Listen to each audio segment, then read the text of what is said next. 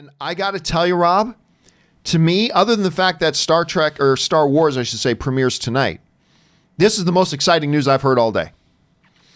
You guys know that I come from a land of warrior poets known as Canada. And in Canada, we have really one dominant movie theater chain.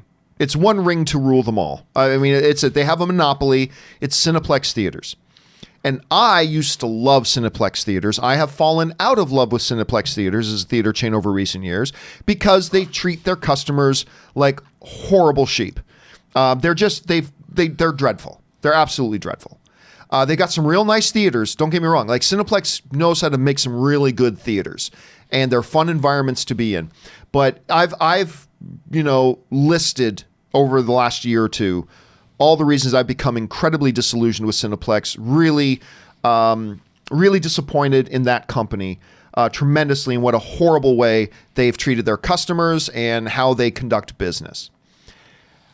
But Rob, it looks like there is a new sheriff in town, as the news has been announced that Cineworld, the UK theater chain that last year bought Regal, has now purchased, or at least they've put the agreement in place to purchase Canada's Cineplex Theaters, a deal that is expected to clear all the red tape that it needs to clear and go into effect in the first half of 2020. This essentially, now this is interesting for everybody. As of right now, this moment, AMC Theaters is the largest North American theater chain. After this deal goes through, AMC Theaters will no longer be the biggest North American theater chain. It'll be Cineworld. They will be the de facto runner because they will own Regal and they will own Cineplex.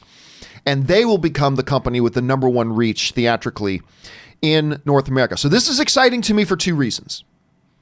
Reason number one, I hope they right the ship over there and start treating the customers better. Because the way they do business is just terrible. I've gone into this many times.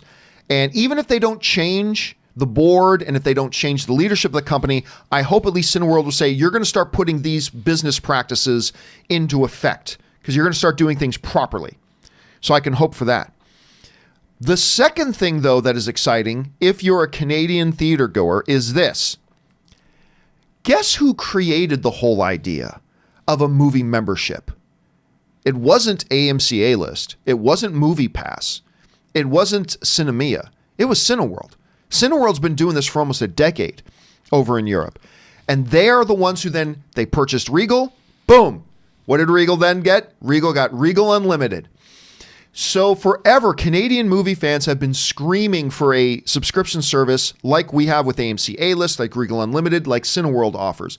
My hope now is that Canadian movie fans, not only are they now part of the largest theater, exhibitor chain there is, I'm hoping this is going to kind of be the harbinger, if you will, of a day soon, hopefully sometime in 2020, where Canadian fans can pay $23 a month, $24 a month, and have that sort of experience that movie fans here in America and in other countries around the world are able to enjoy. I think this is terrific news. I'm so excited, Rob. Now, you're not a Canadian yourself. I don't know that you've ever had to endure what Cineplex... I mean, Cineplex used to be great when I lived there. They used to be great. They've just gone downhill. But what do you think about a merger like this? Well, first of all, Cineplex did buy General Cinemas when I was, a young man in Seattle growing up. And some of my favorite theaters that I had many, like the Overlake Cinemas, where I saw Scarface for the first time upon its opening night, its release, they bought. So I was very familiar with General Cinemas. And in the 80s, it wasn't Garth Ancier, because he was a television executive, but it was Garth Drabinsky, I think, was the owner of General Cinemas, and Cineplex. And Cineplex was producing movies, in the late 80s and early 90s. So, but I don't know anything about the movie-going experience in Canada. I can only take your word for it. But I think this is I think it's a vote of confidence, and it shows that the movie business itself is in good shape. A $2.5 billion spend, that's a lot of money. And that says that movie going is still vibrant. Look at the box office we've seen this year. People still love the movies, John. With all the streaming options, with everything that's happening, I think this shows that movie going is very healthy. And I think that's good. I think it's good.